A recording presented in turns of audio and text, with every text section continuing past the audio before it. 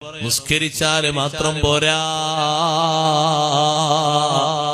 കാരണം നിസ്കാരം സമയത്ത് തൊട്ട് പിന്തിക്കുന്നത് കള്ള് കുടിക്കുന്നതിന് സമാനമാണ്, വ്യഭിചരിക്കുന്നതിന് സമാനമാണ്, പലിശ ഭക്ഷിക്കുന്നതിന് തുല്യമാണ്, ചൂതാട്ടം നടത്തുന്നതിന് സമമാണ്, മാതാപിതാക്കളെ വെറുപ്പിക്കുന്നതിന് സമമാണ്.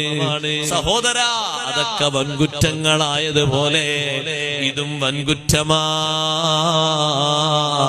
മദ്യപാനം നിർത്തിയാ മാത്രം പോരാ, ചെയ്തതിന് ഖാലിസായ തൗബ ചെയ്യണ്ടേ.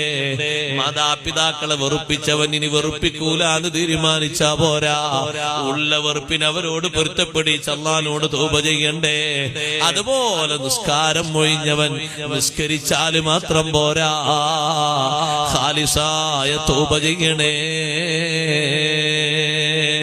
ആ നിസ്കാരത്തിന്റെ വിഷയം പറയുന്നു സഈദ് ഇബ്നു ആമിർ തങ്ങള്.